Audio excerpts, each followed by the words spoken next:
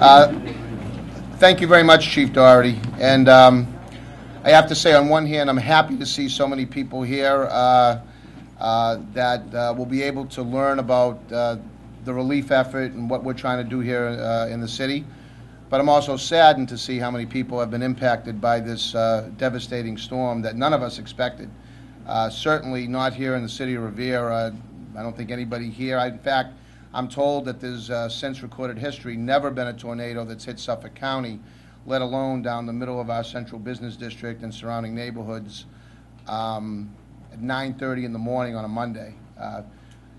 It's a miracle nobody was killed, and it's even more of a miracle that we haven't even had one report of any serious injuries, so we should all be very grateful for that.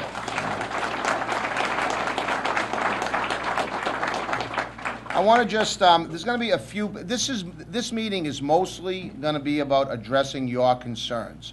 What I want to do is bring you up to speed as to the city's efforts and what we've done over the last 48 to 55 hours now, wherever we're at. But mostly I want to hear from you and your questions.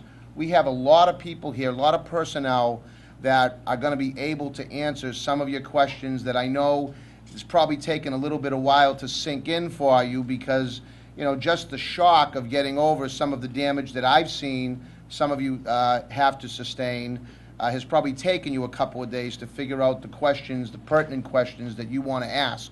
So we've tried to assemble the proper people here to answer your questions. And if the questions can't be answered here, it doesn't mean it ends here at the American Legion Hall. We will follow up on questions that we cannot answer, okay?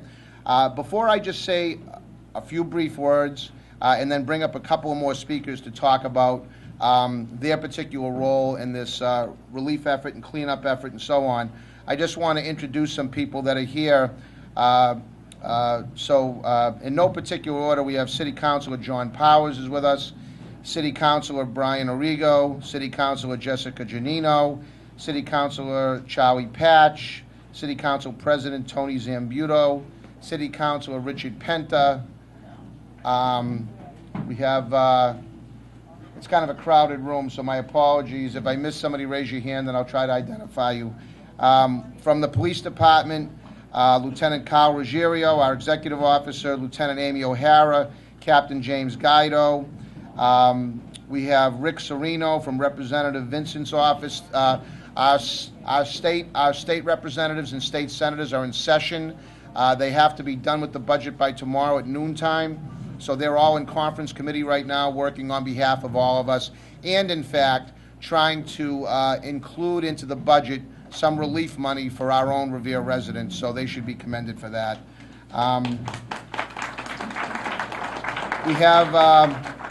We have from Speaker DeLeo's office, Barbara Bishop and Joan Masillo. The Chamber of Commerce, Bob Upton. From the U.S. Department of Labor, Toma Coyle. And we also have from the Riverside Community, Riverside, basically a support. We have support and counseling services here for those of you that feel as though you could really get some help by talking to people about what you've had to experience during this tornado. So,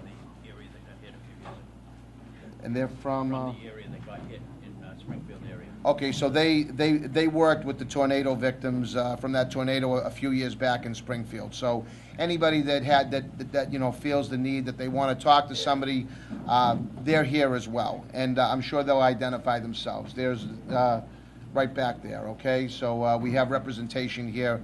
Those people can help you if you'd like to talk to somebody about what you've been through. So I'm just going to kind of go back very briefly. As you all know, I don't think anybody in this room realized, certainly we didn't realize what was going on at the time the storm hit. You don't think in terms of tornadoes. We in Revere think in terms of heavy rain and blizzards. So, I happened to be at the other part of the city when this all hit, when I received a phone call from my assistant who told me that windows and doors were blowing out of City Hall. At that time, as best I could tell, it maybe was a microburst. Now, as we all know, it was a EF2 and then to an EF1 tornado. So we've got pockets from the Chelsea line on Broadway going east, heading all the way up to Brown Circle, the end of 107, of damaged homes, damaged buildings, some much more damaged than others. We've got a total of 65 structures that have sustained significant damage, what we'll call significant damage. We have 13 pieces of property that are completely uninhabitable. So we've got a lot of different issues that we're trying to deal with right now. And so from the standpoint of my office and what we tried to do when this first hit was we were looking at, first of all, making the community safe. So our first priority was down power lines, making sure that people were not getting hurt going near these down lines. There was a lot of down power lines. We had 37 crews in from National Grid within an hour or two when the tornado hit. And that night we had 24 more crews that came in to either relieve or add on to the existing complement of National Grid personnel. Verizon, Comcast, they were all dispatched, and I think you'll see as you go around the neighborhoods, they're still out there working. I think they're doing a tremendous job and trying to get us back up to normal. I think there's only about 30 or 40 homes right now that still don't have power, and that's because those homes have to do their own personal work in order for the power company to get back in and turn power on. But overall, power has been completely restored. Once we made sure that the power situation was taken care of, we had a lot of downed trees that were blocking roadways, including primary roadways. So we had to address that.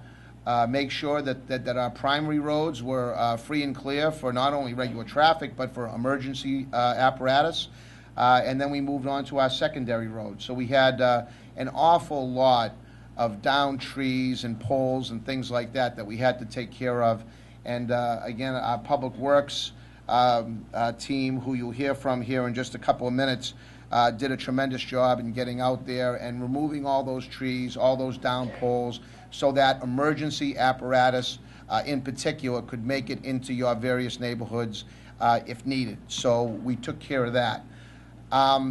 After that, we started sending out inspectional service teams to survey the damage, going neighborhood by neighborhood, house to house, where they were able to identify and help out residents that really needed it at that point and continue to need it. And it gave us, as a city, a feel for how much damage that was sustained and what we had to do to help people move on and hopefully get their lives back on track. So we've had some great assistance. Virtually every city and town around the city of Revere reached out to me and asked if they could help in some way. The city of Boston sent Boston police. They sent wiring inspectors. I mean, virtually every city and town around us participated in some fashion with respect to mutual aid. So we've got some great neighbors around us, and I can't tell you, I'm not sure what we would have done without them. Also, from the state level, the governor was out here. He was out here yesterday. I'm sorry, Secretary Bilecki was out here yesterday. The governor was out here the same day, I believe, wasn't he? Or was Monday, the 4:30. Yeah, Monday. So the governor was out here the same day. Secretary Bilecki, Secretary of Housing and Economic Development, he was out here yesterday. We had the Massachusetts Emergency Management Agency that's been here since the storm first hit. They're here, and you'll actually hear from them in just a few moments. The American Red Cross has done a phenomenal job. We set up a temporary shelter for people that needed it. We set it up at the Rumney Marsh School. Nobody took advantage of the temporary shelter, which told us that people that were displaced had a place to go, whether it was with family, friends. So the Red Cross stayed at the temporary shelter until 9 o'clock at night, at which point they went into the most impacted neighborhoods. And I'll say this, which is a credit to all of you here in this room. The president of the Red Cross, who you will also hear from in a little bit, said that he could not believe the level of cooperation and support that neighbors had for one another during this crisis in all his years with the American Red Cross. And that is such a credit to you people.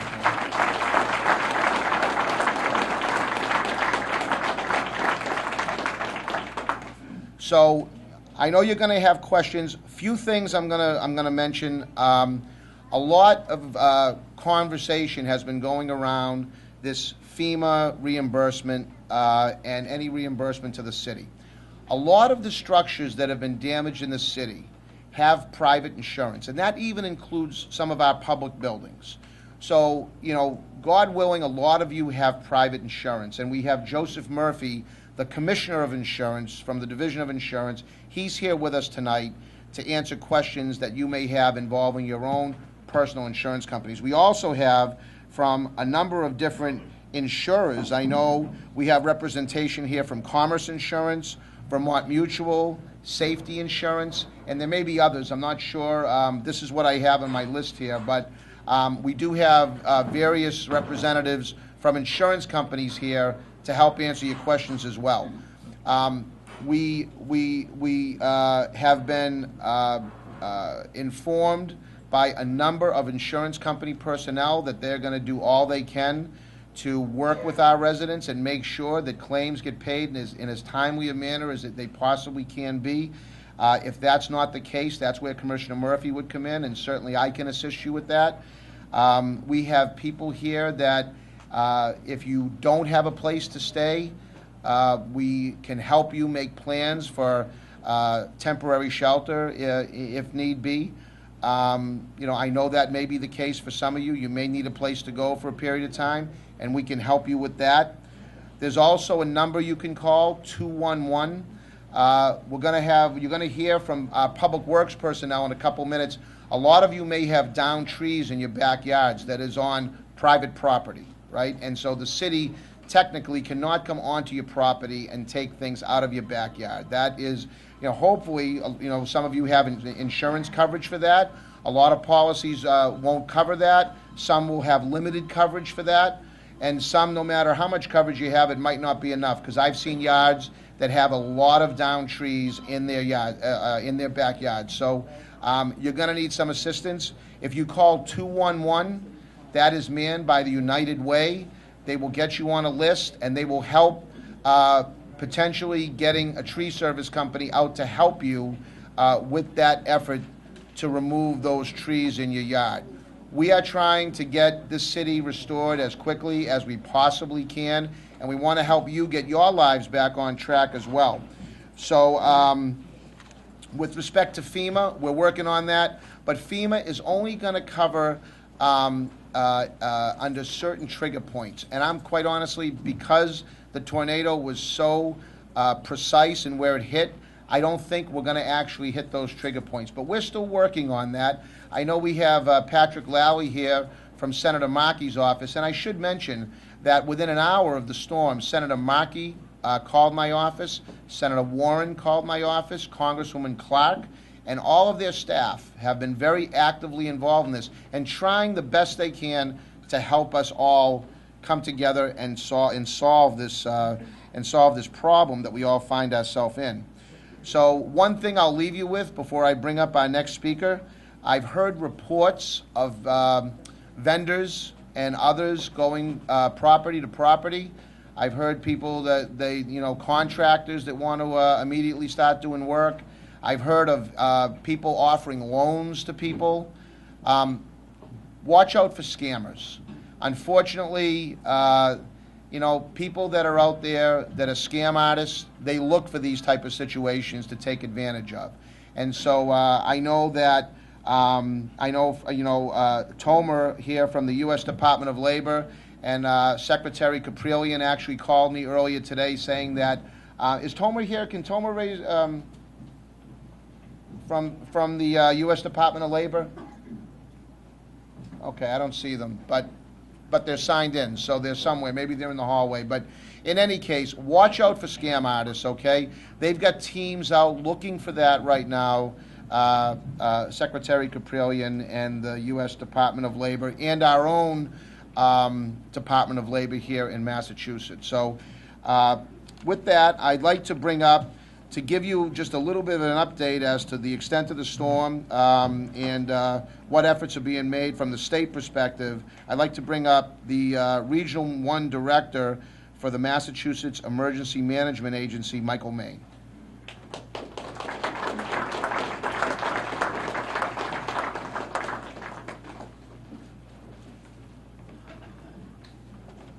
Thank you, sir.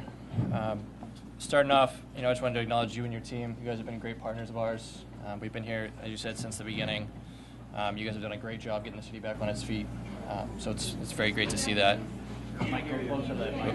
You're too tall. Sorry. Too tall. So thank you guys for all your efforts so far.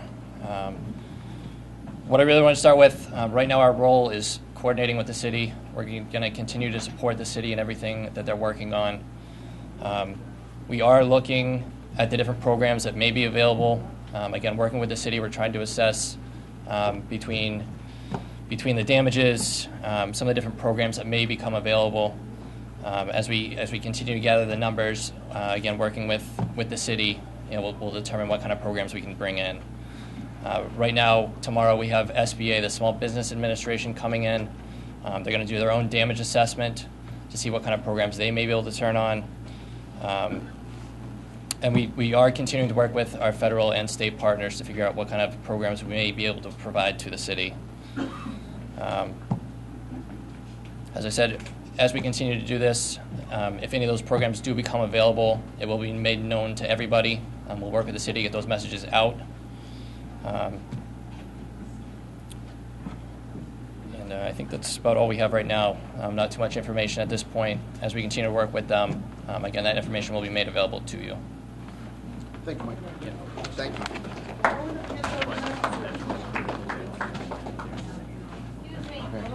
are we going to get the information when it comes out? So that's why it was critical. There's a sign-in sheet up there. Okay, make sure anyone that hasn't signed that sign-in sheet, please sign in, because that's how we're going to know how to get back in contact with you. Okay, it'll be incumbent upon us to get back in contact with you, but we need you to sign in. We need to have your specific information for those of you that have been impacted. And in addition to what Michael and our federal partners are trying to do, you may have heard this. We're going to make a formal announcement on Friday, but just as a heads up, we are creating a Revere Tornado Relief Fund. We've already received commitments from various entities that are going to contribute to this fund that's going to allow us, above and beyond what we can get in funding from any outside agencies, to help our own residents with various needs that they may have. And, you'll hear more about that come Friday. We don't have any further information on it right now, and I know a lot of you are probably concerned about that, but I'm just asking you, we can't give and we don't have any information until Friday morning. We will be announcing it Friday, and please, when you sign in, we'll be able to help you much better. Once we have that information there, your names, addresses, all the information that we have there, we'll be able to talk to you about how we can help you and maybe help coordinate with your insurance coverage and so on. So that will be posted on the website, absolutely. Absolutely. And by the way, I don't know how all of you knew about this meeting, but we have a program called Code Red, and we've had it now for some time. And that is also on our website, but you can certainly call my office and get yourself signed up. And the way Code Red works, if any major incident happens in the city or any, sometimes we use it just for information for maybe, the Columbus Day Parade as an example. We'll send out a Code Red message to you that will call your cell phone, it will email you, it will text message you, it will call your home phone. Whatever phone numbers or information you want to give us, you will be informed of things that go on in the city. And, obviously we have our own city Facebook page and Twitter account. So I don't expect everybody in this room to have access or knowledge of all of those programs, but probably everybody in the room's got a phone. So if you can at least sign up for that Code Red program, I know this is kind of, a day late and $1 short, but you're all here, which is a great thing. Going forward, you should sign up for that Code Red because we do send out periodic messages to keep you informed of things, and we may even use that in the case here to let you know as we go along and what programs may be available.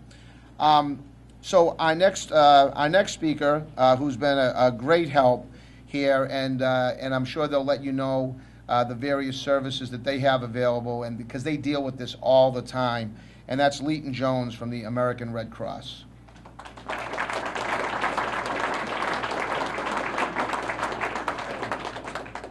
Thank you, Mayor. Thank you for inviting me this evening. I do want to reiterate the fact that I think you guys have supported each other amazingly this week. So it's only the third day. I know it seems like 3 weeks ago, but it's only the third day. And I've seen you all with such great spirits and attitudes despite everything you're going through. So credit to all of you in the room. A couple of things. Excuse me, I made some notes so I wouldn't forget anything. A couple of things we're doing. Many of you have known that we've been doing mobile feeding around the neighborhoods over the last couple of days. That actually is ending tonight. However, we will be having tomorrow morning between 10 and noon a mobile grocery distribution just out here on the lawn.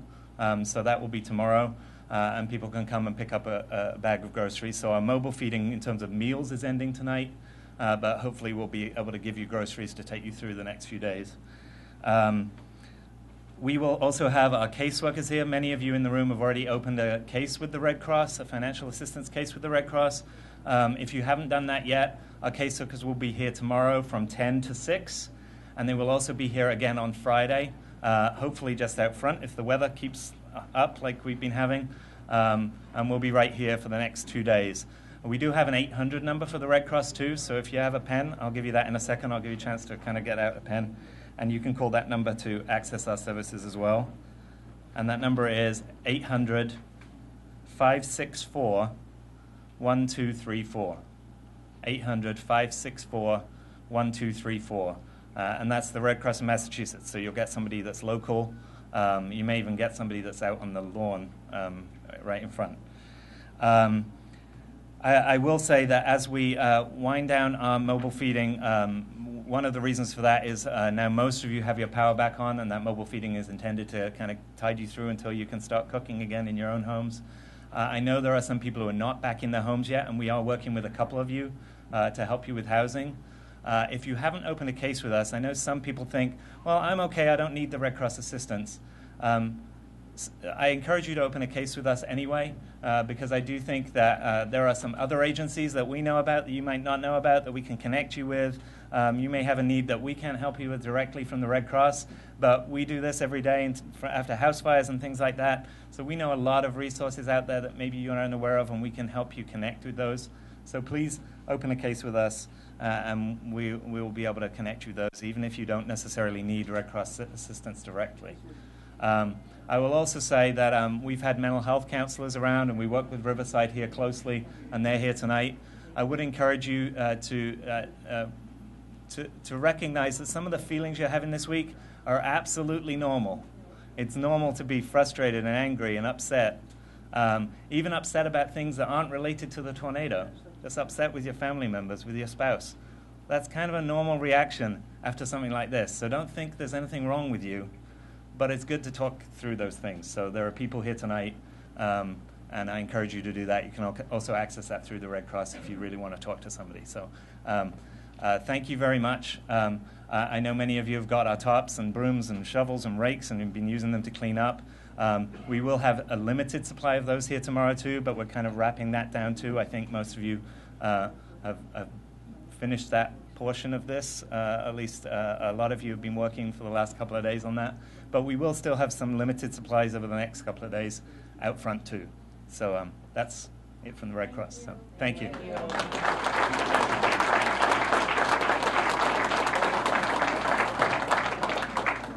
Thank you very much, Leighton. And so a lot of questions I'm getting, about tree branches and tree limbs that are in your yards, and you're able to actually get them out to the street. I'm not talking about the big 3-foot wide trees that have fallen down that we're going to have to figure out how to handle, whether it's through private insurance or other type of relief. But for those of you that have cleaned up and you've accumulated tree limbs and branches that you can physically move, and he'll be talking about that in a couple minutes anyway. But our Public Works Department, I've instructed them to allow our residents through the weekend to put them out on the curb, and the city's just gonna pick them up for you. So you don't have to worry about that, okay?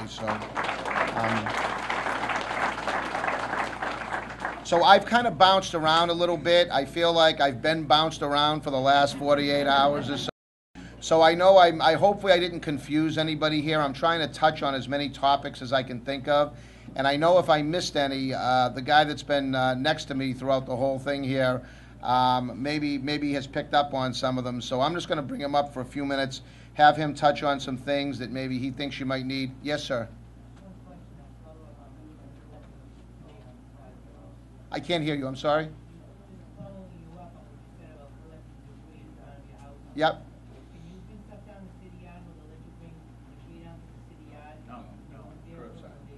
Curbside only. When will that end? Curbside only. Pardon me? When will that be happening? You can. That'll happen right through the weekend, right?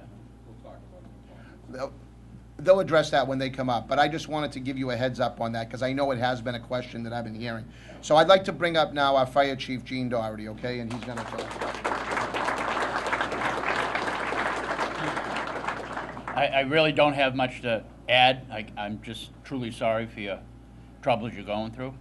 I would like to reiterate that wires down or anywhere, you still have to be very cautious.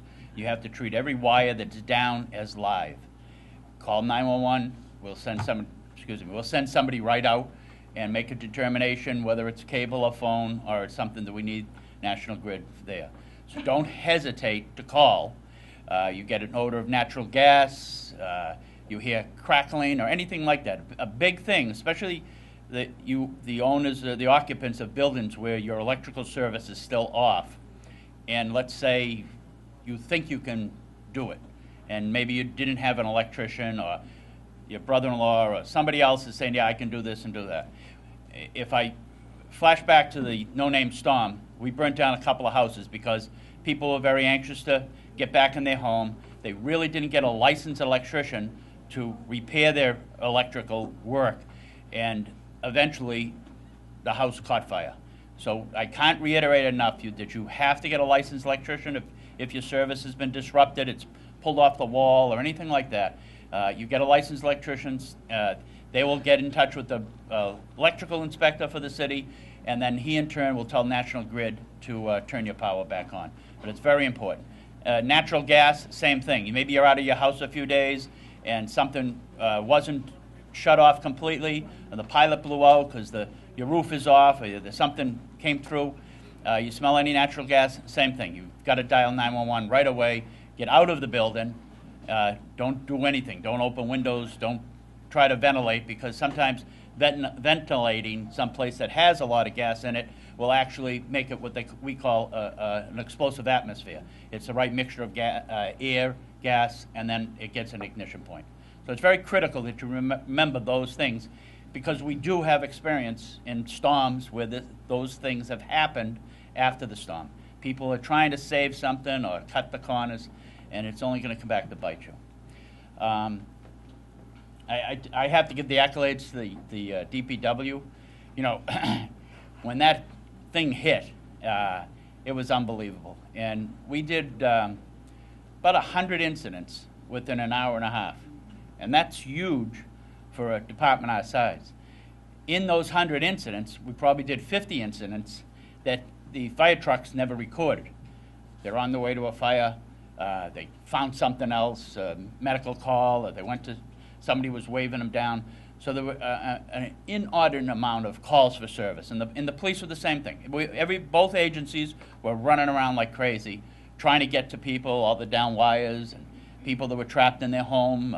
One basement over on Vinyl Street, I guess the water was coming in, and people were scared to death. We had somebody on Taft Street, the trees had trapped them in the house, things like that. And so we went to all these calls, and everybody survived.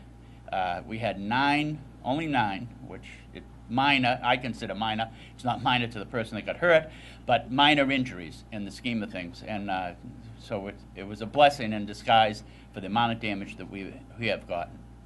So keep in mind those safety factors. We'll be in constant touch with MEMA. We are working very diligent to get as much aid as possible. Again, the city has experience in that from all the storms we've had in the past. We know who we have to talk to and how we have to talk, and the numbers that we need to get to a certain point. But I won't paint a rosy picture for you. The federal end of things, it's very difficult, and but our state delegation is very active in hoping to get some stuff, and we'll be right on top of that. And I think that's it. All right? Okay. Thank you.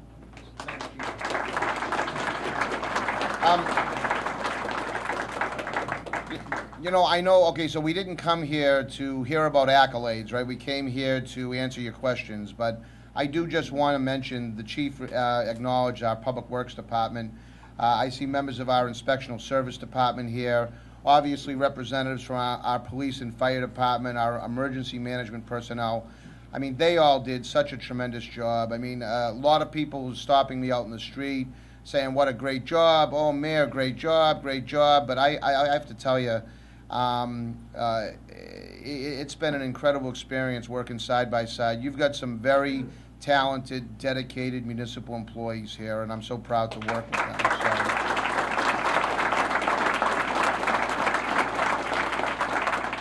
I also want to thank, this is going to be a little unusual, but I want to thank some other people. The local media has been tremendous in trying to get messages out where we can't get messages out to people. They've been tremendous in getting information out to people about what's going on in the city. A lot of you are just trapped in your own neighborhoods and you don't realize what's happening around the city or what type of relief efforts are in place. They really have been a tremendous asset. And our own local Revere TV, obviously, he suffered himself.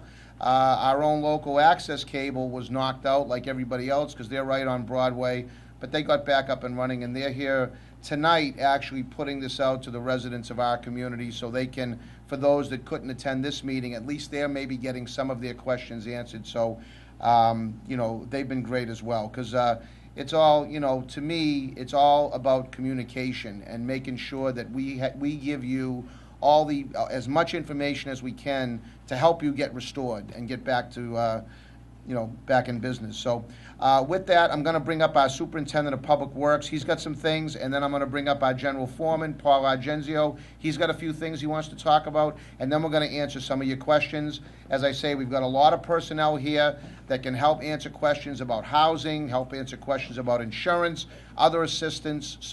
But for now, I want to bring up our Superintendent of Public Works, Don Goodwin.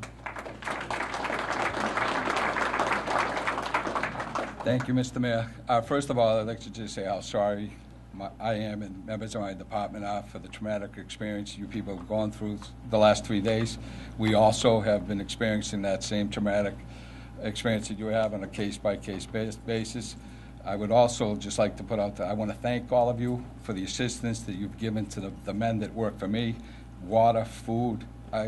What we were going through, we couldn't believe the amount of support you were giving to me as we were trying to perform our duties. So I just want to say how thankful I am about the citizens in this community. You've shown your strength. Everybody's come together. We have a very multicultural group here. Everybody got along, and that was the best thing that I seen during this entire storm.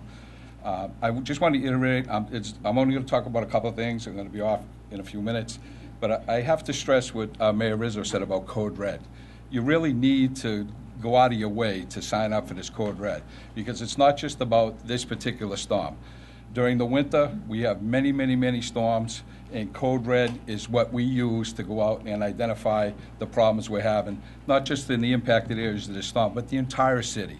And it encompasses all types of weather incidences, schools out, like the mayor said, the Columbus Day Parade. You really need to get hooked up on that. So what I'm here to address, and my general foreman here is to address, is that our continued assistance to the people out there. You're going to be experiencing a lot of debris that you're going to be collecting at your house, and it's going to become a very difficult process to get it out. If you get it out to the curb, we will come around on a daily basis once we put the schedule in place, and we will collect that trash. It will be separate from the trees, so I think the bigger problem right now unless you can tell me otherwise, is that the tree and brush debris seems to be the biggest issue that we're experiencing throughout the impacted area. So Paula Genzio will talk more about that. I just want to say, I can't thank you people enough during the times that we were out there under a lot of pressure, a lot of stress, while this was going on. We were experiencing not just the things of the storm, but the storm created water breaks for us and things like that. So it wasn't just we're cutting up trees and trying to get people without water. It was a very, very trying time for my department. And I just want to, thank my men for the effort they put in and all the support I received from the fire, police, the mayor's office, the Red Cross, everybody, about all our state delegation. Everybody was on board here. Federal delegation, the governor's office, everybody has been here because they're concerned about the impacts it had on Revere. So during next week, we'll be putting out on social media, on our website, a schedule as to the debris pickup, and I'll let Paul discuss more about what we're going to do with the brush and tree impact. Thank you.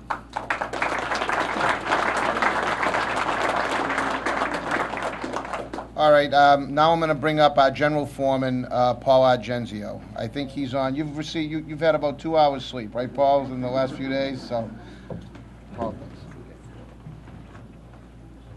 thanks. Good evening, Paula Genzio, Public Works General Foreman, and also the tree warden.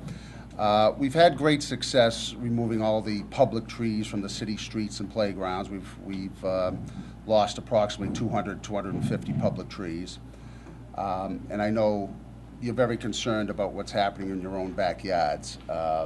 Within an hour of the incident, we had 7 or 8 private contractors, our own DPW crew, and we had great assistance from Everett, Chelsea, Winthrop, and the Mass DOT, who also came in with mutual aid and helped us out. What we want to try to do for you next week, we want to give you the weekend so everyone can get to their own backyards.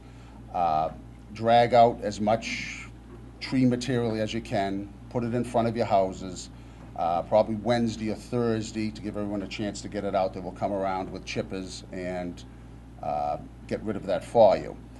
I know some of you experienced major tree damage in your yards. We can help out to a certain extent. We really can't come into your own backyards if you have stuff on your roofs or things like that. That's something you're probably going to have to address with your own insurance company and private contractor. But I think we can take care of a lot of the issues that you have in your own backyards by just dragging that out to the front of your homes. You don't need to cut it up or bundle it. It would be easier for us if you left it kind of large because it goes through the chipper, so you don't need to dice it up, contrary to what we always tell you from week to week about doing that. But in this case, dragging it out and leaving it large will help us move a lot faster. That's about. Do you have a question? Well, no, you can put it out sooner. I just want to give everyone a chance to get it out there. We have been going around for the past few days, street by street, and taking what we see. We'll be doing that tomorrow. Then we'll probably calm that down a little bit, give everyone a chance to clear it out once and for all. Like I say, we'll give you the weekend. Maybe Tuesday or Wednesday we'll start that process again. If anyone elderly or handicapped have a problem with that, I know the mayor's office has a number. There isn't an agency out there that will try to assist you with doing that. They're not tree people, but they'll be able to at least drag some of that stuff out for you. Question on the debris removal piece. Are you talking about the shingles and kind of other people's house? That will be a separate issue. We're going to try to set up something with Capital Waste. So you can put that out next week, separate from the trees, please, so that it doesn't get commingled, because we can't deal with both in the same pile. So that stuff that maybe has already been bagged up and put to the side, we need to leave it there, can't go out tomorrow with the regular trash? That's a good question. You can put out some stuff for the regular trash, if you can. Yeah. Obviously, there's some confusion here about recycling. We have yard waste collection. If it's a regular yard waste collection day and you got a little bit of stuff that it's bundled up like we tell you to do, except for this incident, you can do that. The problem we have is we can't commingle, and don't put anything in plastic bags. If you put anything in plastic bags, they won't take it. So either, try to get it out there, drag it out there, we'll get it into the chippers. When it comes to the debris, furniture, you might have some roof shingles and things that we're going to deal with that separately. I think right now, after we've made our assessment, we feel that the yard waste is going to be the bigger problem. People can't even maneuver around the house to even get at the material that they need to pick up. So we want to deal with the yard waste first. Once we get the yard waste out, we'll be putting on a schedule out there to tell you when we'll come around and we'll pick up the debris, broken furniture. You might have some broken window frames and things of that nature, and that's when we'll pick that stuff up. Well, I think what we'll do is probably, give it we'll put a schedule up, Bobby will go around, but I think what we will do is probably give you another weekend to say, I don't want to shut you off next Friday and say that, the program's over. I think that's kind of unfair. You got to try to get your house in order. So we'll deal with the yard waste first, and then after that, we'll deal with the debris coming from the houses. Yeah, wood fences. Hold on the questions right now, because I do have one more speaker, and we're going to have time for questions. That's why we're here. But I just want to mention before I have Captain Guido that wants to bring you up to speed on what we're doing with respect to police protection. We do have uninhabitable homes, and he wants to talk to you a little bit about what I touched on, and that's people going around that are either unlicensed or unknown contractors that he wants to let you know how. Make sure that you are using the right people. And but before I do, with respect to insurance, obviously you make emergency repairs, and I'm sure you probably already have, but try to document as best you can. Take photos. I know Commissioner Murphy is here. I don't see him off the top of my head here. Are you here, Commissioner? Do I see him? Is he? Well, he's here, right? Okay. There he is. Okay. So Commissioner Murphy is here. Those of you that have specific insurance-related questions, as I say, we've got company representatives here, and we have the Division of Insurance, Commissioner Murphy, here also to answer questions that you may have with respect to that. But really, it's document. Okay, take photos, but don't let rain come flying in your windows because an adjuster's not there yet. You've got to take whatever emergency action is necessary to keep your home safe and protect against further damage, okay? I'd like to call up Captain Guido right now just to talk about a couple of things public safety-wise that obviously is critical in this whole recovery effort. So, thank you. I just have a couple of things. One, like everyone else is, sorry we're going through this. And the last time I seen damage like this was in the blizzard of '78. We haven't experienced anything like this since, and it's really remarkable that no one got hurt. I just can't believe it. My son called me, he lives on Carlton Street, and he said, Dad, I was in my office, the fence blew down, a tree blew down, so I just thought it was a microburst. So I said, Jay, I'll be right over there. And I started heading to his house. I got up to Winthrop Ave, and I said, oh my God. And I just couldn't believe it, and then we called out the cavalry. But you need to look out for your neighbors. If a house is abandoned, see anyone in the neighborhood, call the police station right away. We're going to have extra patrols on. We know where the mostly affected areas are, and we'll have cars in the area. Don't approach the people yourself. A lot of junkies go around trying to strip houses, steal copper. Just call us, and we'll come right away. But if you see something in the neighborhood that don't look right, don't hesitate to call. Don't think you're bothering us. Just call right away. Give your address, and we'll send a police car down there. As far as contractors, I wouldn't hire anyone unless they go get a permit from the building department. And the building department knows a lot of the contractors. Unless someone's licensed and has insurance, I absolutely wouldn't let them do any work on your house. So the building department won't give a permit to someone who shouldn't have one. So that would be your first line of defense.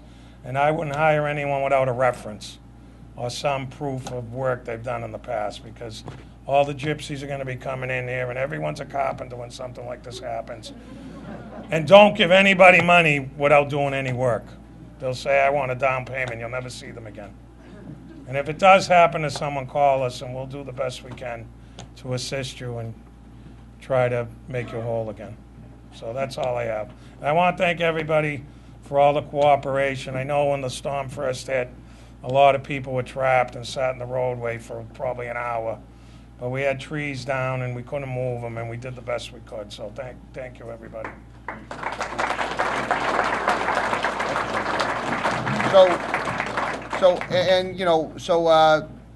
The captain mentioned about pulling permits, and he's absolutely 100% correct. If somebody's going to do work on your home, they still need to pull a permit. I have instructed our inspectional services department to waive all fees associated with any of those permits, okay? So you're not going to have to pay for those permits.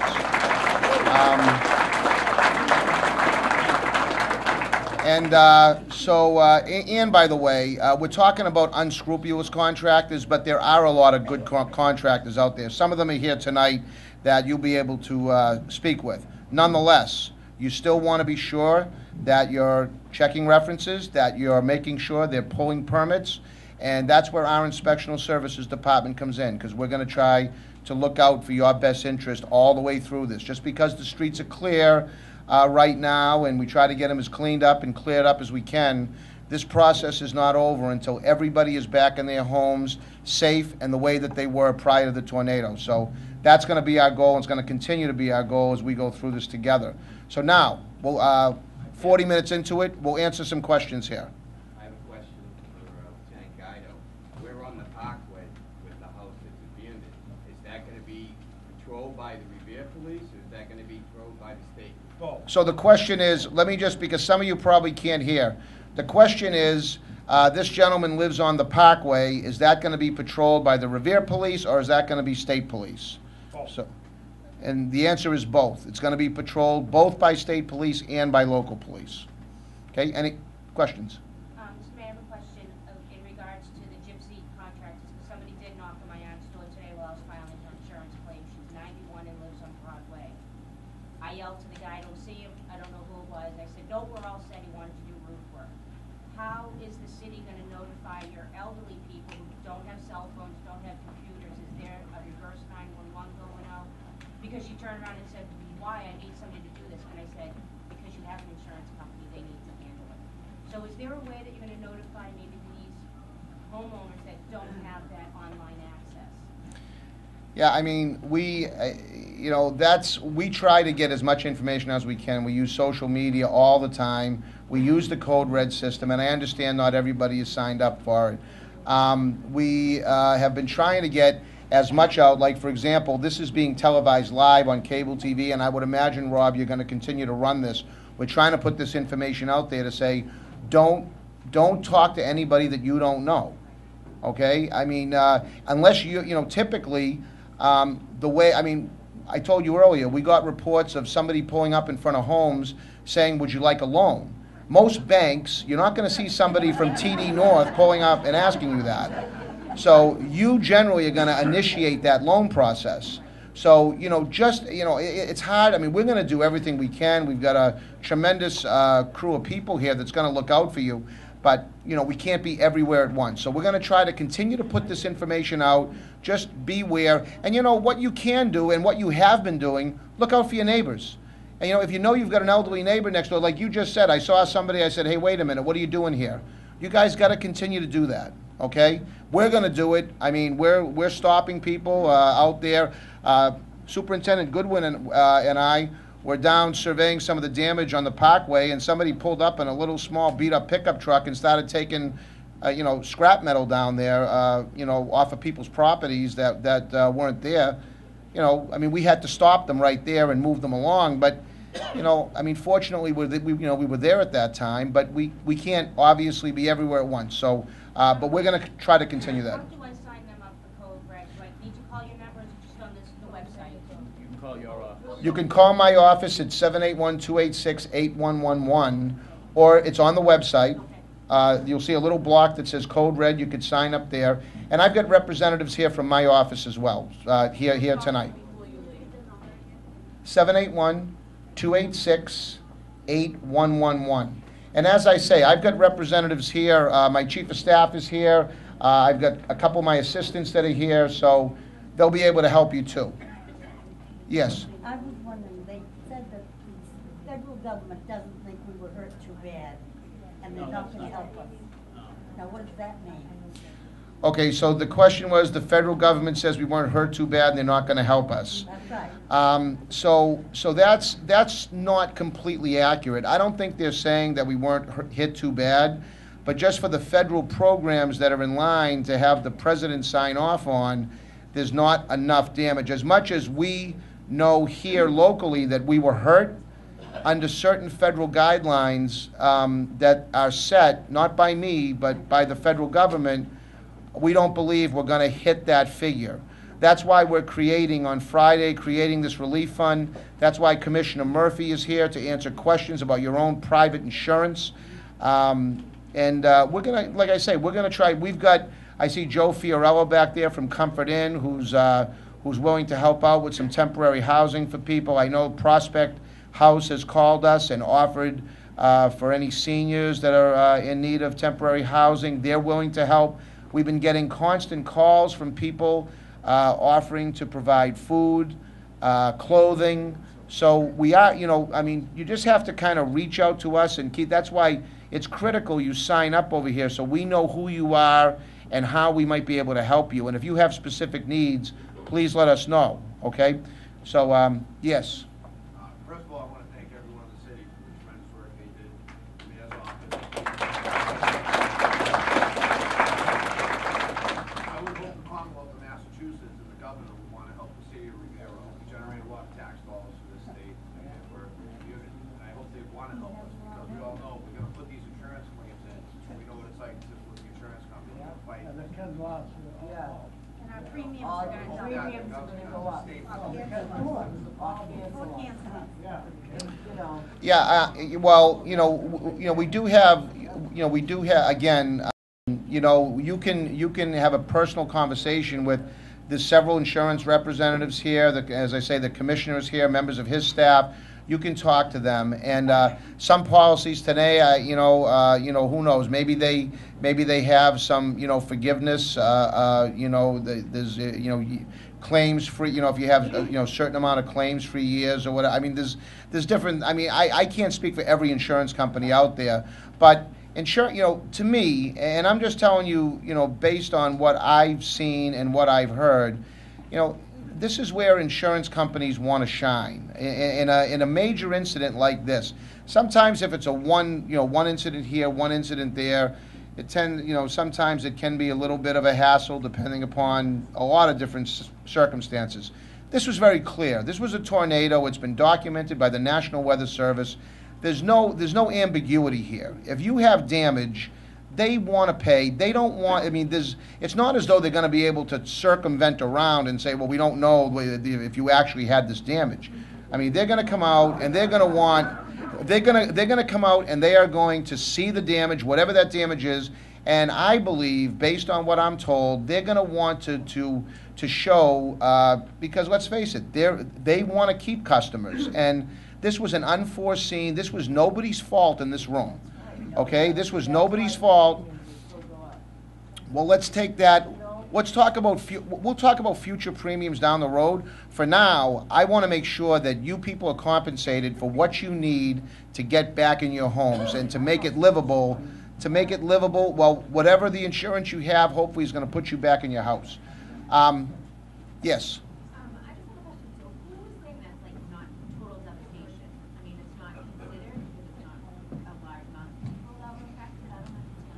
Yeah, well, there's a lot of different trigger points. There's geography that's involved. There's dollar amounts of total loss that's involved.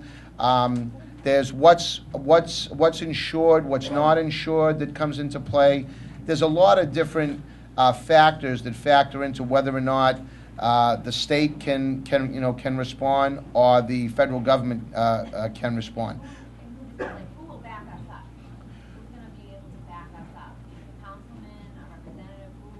To back us up with respect to for aid. Okay, so as I said, okay. The thing is just that everybody fought for the casino, right? We should be fighting for our aid. Sure. Well. That's my thing. Well, listen, we're gonna, clearly clearly we're fighting for aid, but you can't, we can fight, but the guidelines are the guidelines, right? I mean, we can do whatever, we can do whatever. I know, as I say, we've got a great federal and state delegation here, but the same way I can't go into your backyard and start cutting down trees because it's private property. I can't go to the federal government and say, you're going to pay us regardless whether we qualify or not. I mean, we're working. We have Massachusetts Emergency Management in here right now, and we have, we've got representation that's trying to help us. I spoke to Senator Petroselli today. He's in conference committee right now. There may be a chance to get some funding through that conference committee as an amendment. Trust me, we're working on it. But I can't. But I just can't arbitrarily go up and tell them you are going to pay us X number of dollars. It just doesn't. It just doesn't. In general, I mean, Yeah. we're frustrated. Yeah. No. And that's the reason. Listen, I share your frustration. We're trying. Our goal here tonight is to try to answer your questions. Our goal, we plan on announcing this relief fund on Friday. We're trying to raise money through that and encourage people to contribute so that things that aren't reimbursable to you as homeowners, maybe we can help in some way. Help by helping ourselves. We're trying. Thank you very much. But the governor, and listen, I'm not ruling out the governor right now because the governor came here, and so we're still working at that. So I don't think it's fair right now to be, complaining about FEMA or complaining about MEMA or complaining about it. Right now, we're still working a lot of different avenues, and but you should be sure and that we are going to continue to fight for every dollar that we can to subsidize your losses. Okay. Is there going to be a reassessment of those original numbers, of those 65 houses? Because we realized after we were asked the first time how much damage it was, that there was actually more damage, and there was roof damage that we hadn't seen before we were asked. Right. Understood. Yep. So how do we get that information to you so that those numbers can be reassessed? Okay, that's a very good question, and okay. Do you want to take that one, Chief? There are some of us who have. Okay, one question at a time. One question at a time. We can go back Okay. and look at our valuables. That's, I'm worried about what's left of my home. Okay, but so we had one question about, is it going to be reassessed? And then we'll talk about the valuables in 1 second, okay? So hold on. The reassessment process. We documented quite a bit of the damage. We had our fire investigators, photographers, go out and they did 300 and something pictures of individual homes with damage. They went in backyards, they were everywhere.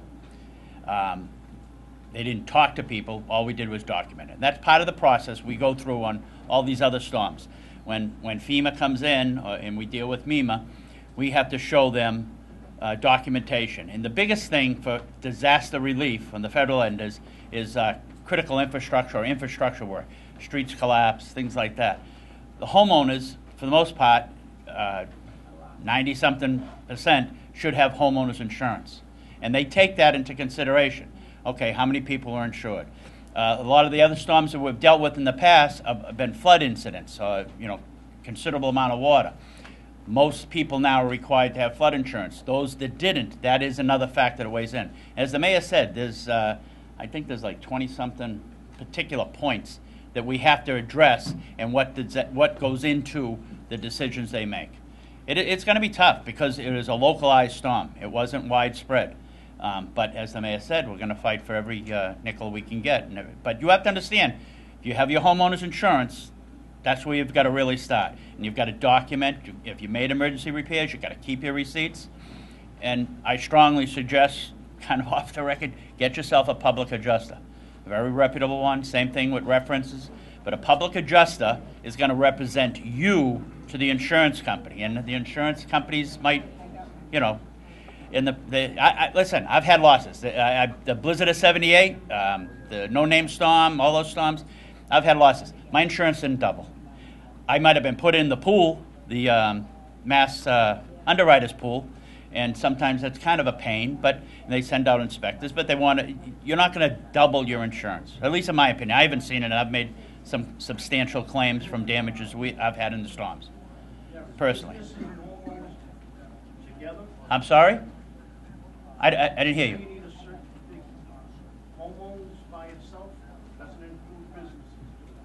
No, it includes everything. Like tomorrow, we're bringing around some SBA representatives to the city. We're going to have them tour all the area.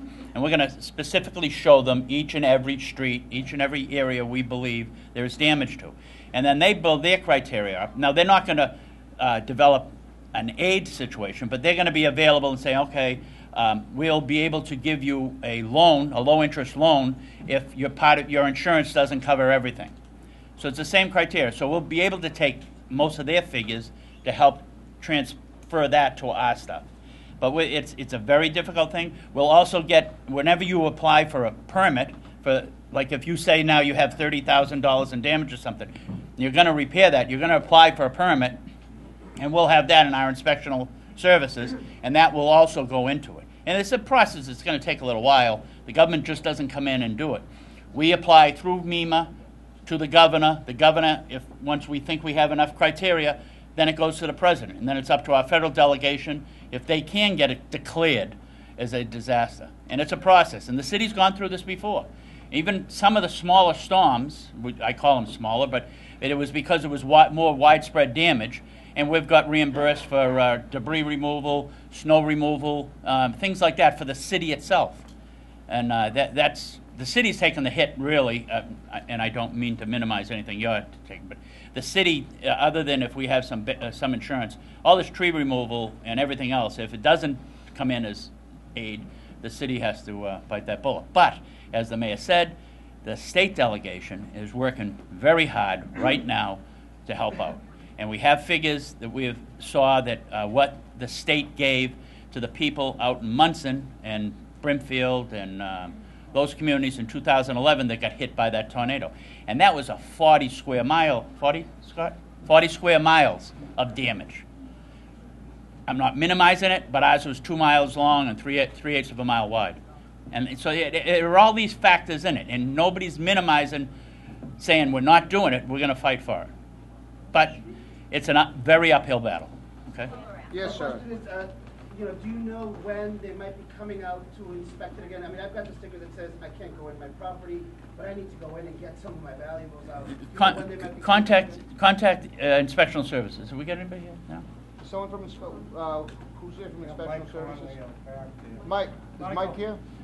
Well, we have an electrical inspector. Michael, the question is, their house was deemed uninhabitable. They want to get back in to get some of their belongings. But I believe you could actually, all they have to do is contact the building department, correct? The building department, 781-286-8196. Ask for a building inspector. Or even go down there. They're downstairs here. Can you say that number one more time, please? 781-286-8196 or 8197. Two numbers there. Thank you. Okay, again, 781-286-8196 or 8197. Just ask for a building inspector. They're there every morning between 8:15 and 9:30, and in the afternoon between 3 and 5 o'clock. Thank you. So either time of year. Yes, ma'am. My question is, you said you're gonna waive the fee for the building permits, for how long? For anybody that suffered a loss during the storm is going to be able to get their permit fees waived. Is that indefinitely, Mr. Mayor? Yeah, well, You know, we're at the mercy of yeah. the insurance company and. Yes, absolutely. I mean, as long as it takes, for those of you that were impacted, now where this is being televised live, I think people should know out there, we're not waiving permits for everybody. It's only for the people who were impacted by this storm. So I want to make that just perfectly clear that, we want to be as helpful as we can, but, obviously, we have protocols, and we've made that determination that for anyone that was impacted as a result of the tornado, we're going to waive those fees. I just want to know how you want us to dispose of glass. There's like a lot of glass in my house. Glass inside or outside the house? Windows that shattered.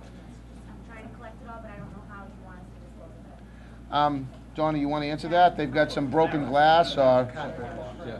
just... If you put that in cardboard boxes, just don't try to make it too heavy, because then it's, very dangerous for the collectors to handle it. So if you could keep it in small boxes, keep it under, 5 pounds or so, then we'll take it in the regular trash. Yes. 1 second. Any chance of getting Capital One to do another pickup? I haven't had electricity for 2 days now. Hopefully I'll get it back tomorrow, but I have a refrigerator, freezer empty. And I don't want to put it Can we do that, Donnie, on a case-by-case Yeah. basis? You know what, just call, Joyce, just call my office. We Yeah. have a packer. I'll send somebody down to pick it up for you. yeah, so we'll send it, once you have it out there, I mean, that's a special situation, call us and we'll take care of it, okay? Yes, sir. Question, probably one of the last things all of us will be fixing are fences. You know, getting free to remove, roofs to fix, things like that. You brought up a good point about people going in and taking metal and things like that. But now pretty much our yards are open to all your yards. So basically, someone wants to try to get into your house, they have easier access to the back yard and so forth. So my question is, in this area, probably especially at night, will there be more cars going up and down the street, probably having their lights on, checking to see if... You talking about police patrols? Oh, I've instructed the chief and his command staff to absolutely increase patrols. And I believe, Captain Kyle, you guys around? You know, have you, We have extra patrols in the area, especially. Kyle, why don't you come up here and Good evening, I'm Lieutenant Ruggiero with the Police Department. Sir, we do have extra patrols in the area that have been hit the hardest, especially the ones where there's still power off. I've instructed the officers to go up and down the streets. And also, again, if you see someone in a yard that you don't know, don't hesitate to call. The worst thing is not to call, because if you don't call, we don't show up, then people complain we don't show up. Call the police department. It's not a bother. I hate when people call and say, I didn't want to bother you. I know you got better things to do. No, we really don't. What we have to do is service you and you and you and you. Everything that you have is as important to you as it is what she has important to her. So if you see something, call. And we will have extra patrols in the area. There's actually someone that, my yard abuts one Biglio, so I don't have a fence at all. Mhm. And I have people coming in and out asking me, are you gonna strap that pool? Are you gonna strap that pool? And I told them to get out. You tell them to get out, you call the police. We can't stop them if they want to like put a flyer, if they want to put a flyer on your fence or something, we really can't stop them from that. But if they're in your property, you call the police, we'll come down, we'll check them out. Okay? Let me add one thing. If you do want to get rid of metal and junk like that, put on the sidewalk. The scrappers will be gone in 5 minutes. If you want to get rid of it. That'll take it right away. It'll save the city a lot of money.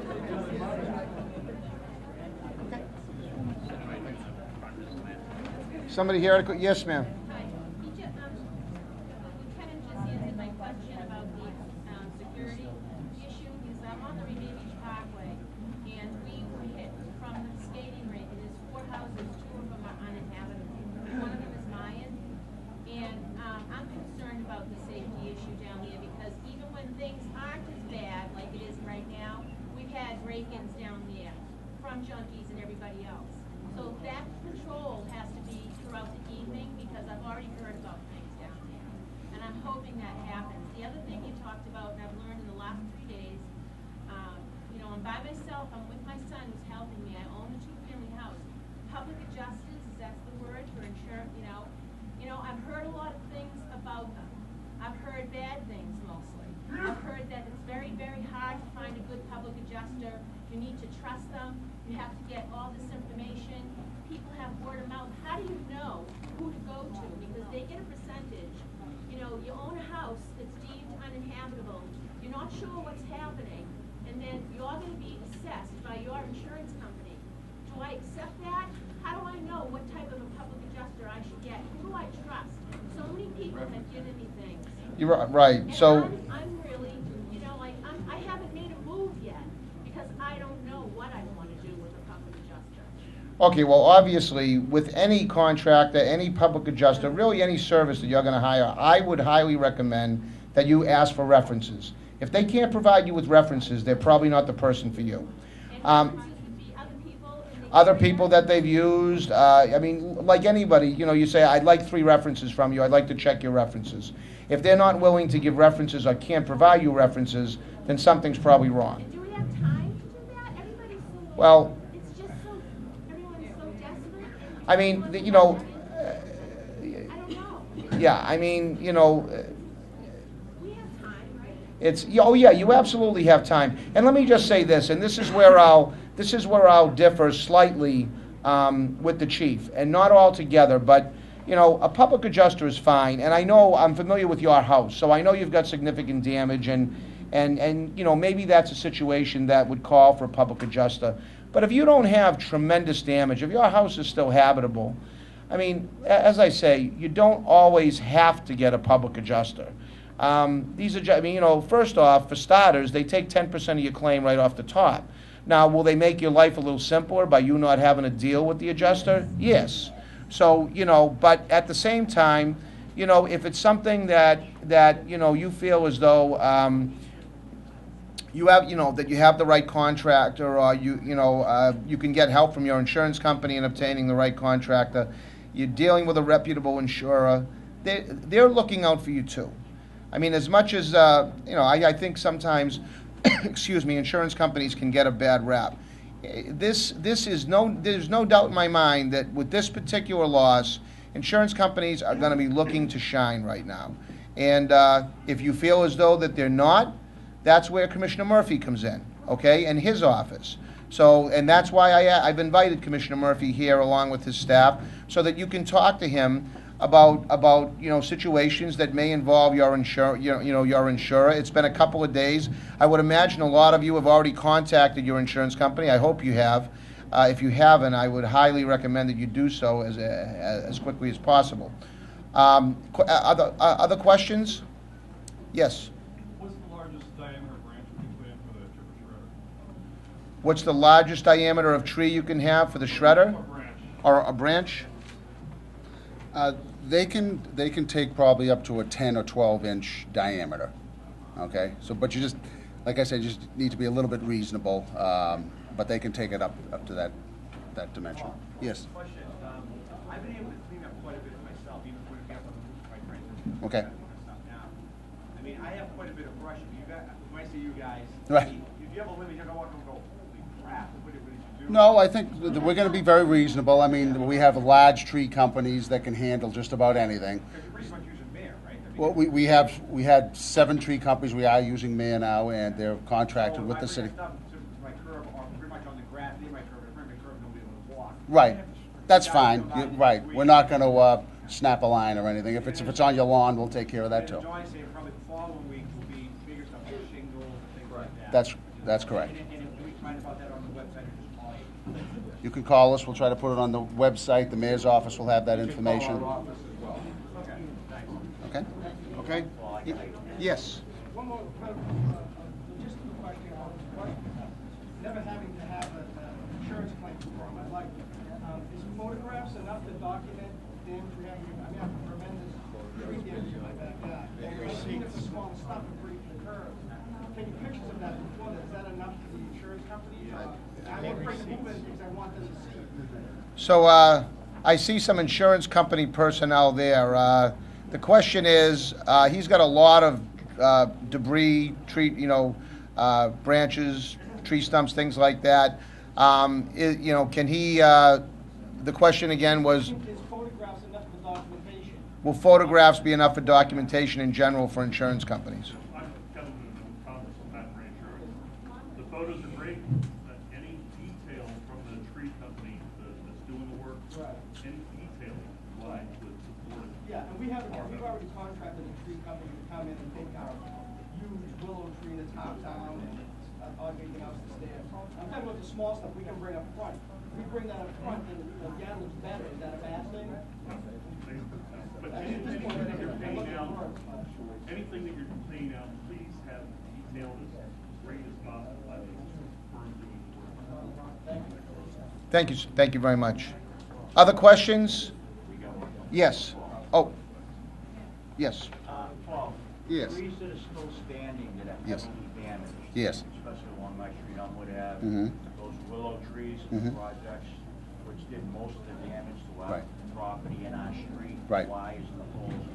They're still heavily damaged, but they're still standing. Right. Will those be hopefully cut down? Yes, that's what we've been doing, especially today, because we did. There was a tree probably just a couple of hours ago. I've been driving by it over by 100 times, and I noticed. I got out, and there was a big split down the middle that I never noticed. So, if you have any of those trees that you see damage on that isn't recognizable right Well, away, they're- let us know. They're on the housing's property. Right. And I spoke to one of the people from the housing yesterday. Okay. I said, "Are you guys gonna cut these down?" Right. And he said, "Probably not." Okay, So well, that was the answer I got. And okay, well, certainly They're give all us, against the wires. right, I know exactly what you're talking about, we've been dealing with those trees for years. So anyone that's in the room, if you see damage that isn't just recognizable from the street, let us know, call the DPW, I'll go out, I'll inspect it, and we'll certainly take it down if it's a danger. Yes. My house is within the municipal parking lot itself. I got severe damage to my back fence.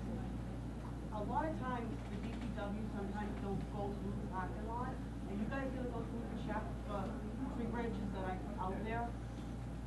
Well, if you have a special circumstance like that, if you would just call us and let us know your house is, what do you want, like a cellar court or No, I'm Central on Ave rear? Central Ave rear. Rear. Well, let us know that, call, and so, just so we don't miss it. Because the tree companies that are coming in aren't from Revere, so, Yeah, because I'm gonna be putting out all my tree stuff. right, so call and let us know if you have a special circumstance, kind of hidden, not obvious from the street, and we'll take it.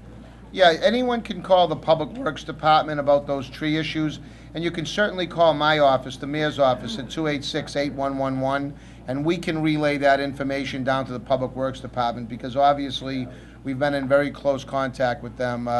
We're always in close contact with them, but certainly these last few days, we're in constant communication. Other questions? Yes.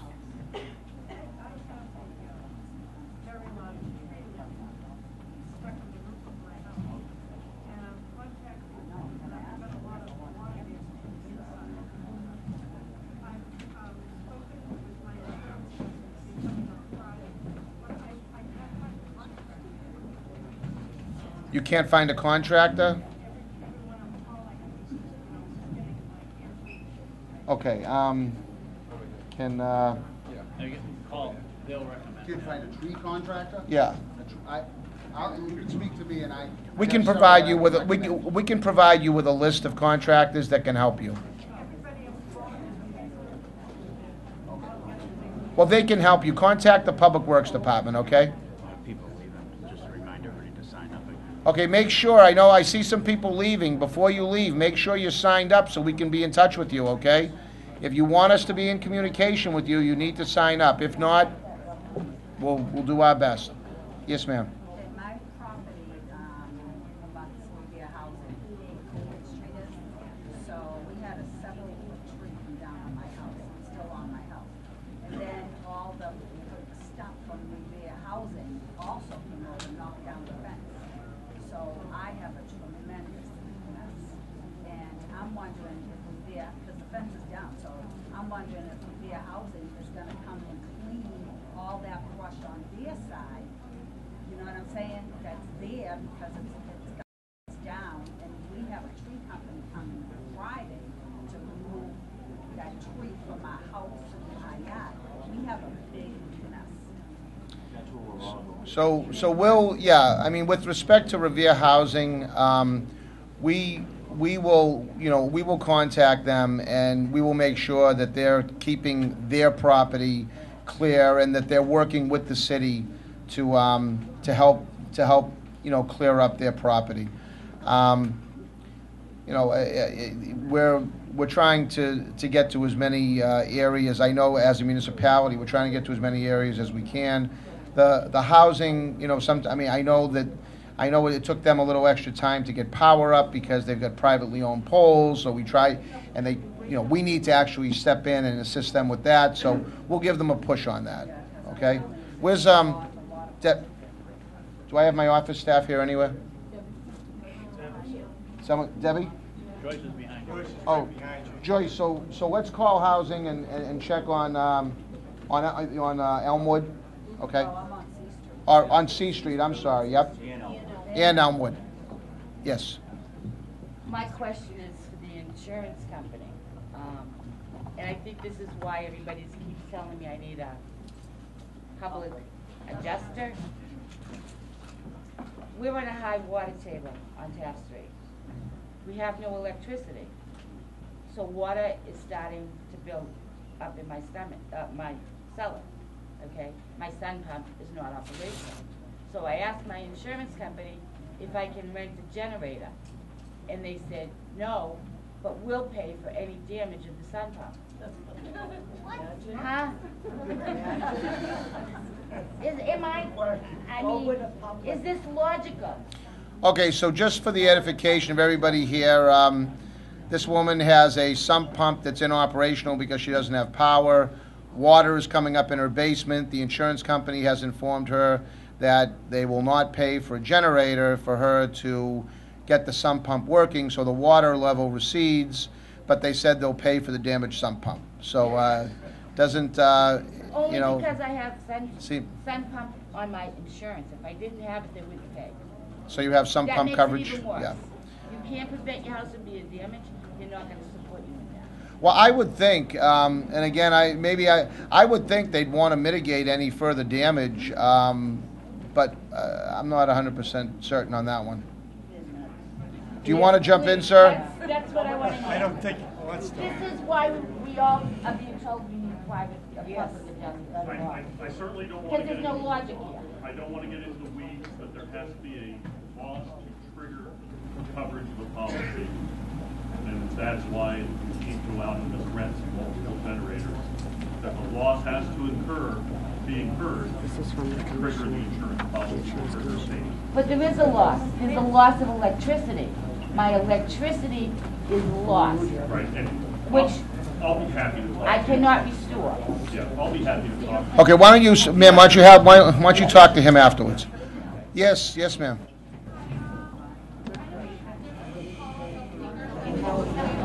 We have a question here, please. So if it says restricted area, does that mean we can't live in there, or we just can't, I mean, it's confusing. Your home says restricted area. I believe that a restricted area would mean that it's inhabitable. They wouldn't post that on your home unless it was inhabitable. So,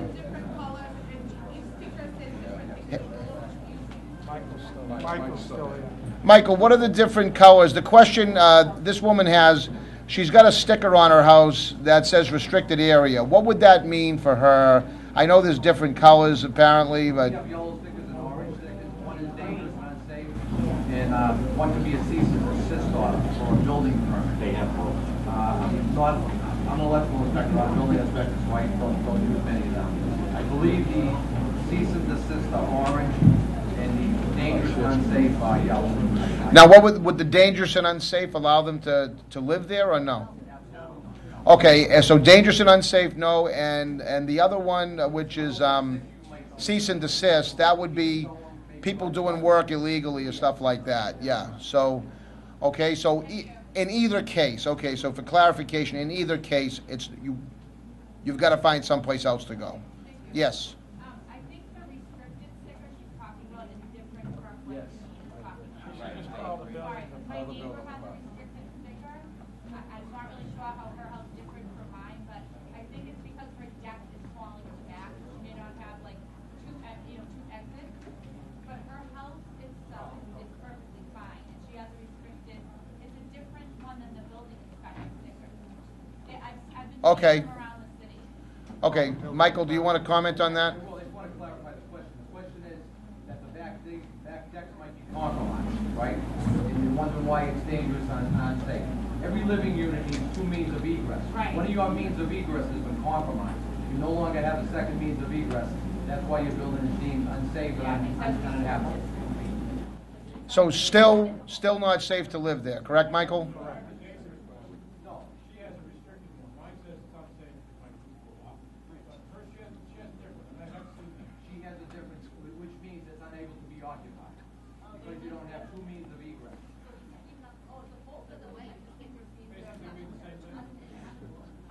Yeah, I mean, let me just say this. I mean, other than a cease and desist we'll use if people are doing work illegally. But other than that, if you have a sticker as a result of this storm, chances are those stickers were put up that means your house is no longer safe to live in. Okay? Call the building department in the morning. Yes, sir. Are there any aid for tenants, I've had tenants in my building there, obviously have to be, are there any Well, so is there tenant relocation under a homeowner policy for a multifamily? Is there money available for tenant relocation? I believe it's by endorsement. It's by endorsement? Okay. Okay. I just wanted to point out, the insurance commission, I want to go back to the issue about a public adjuster, okay? Residents should make sure that they are licensed and in good standing, and the way you do that is by calling the insurance commissioner's office. I know, who had the question about the insurance? Okay, so if you're concerned about what type of public adjuster do you use, you call the Division of Insurance at 877-563-4467. Did everybody who wants that number get that number? It's 877-563-4467. And that's how you can check if your public adjuster is in good standing. You got that? Or okay, so there is information available. We have experts here that are ready and willing to help.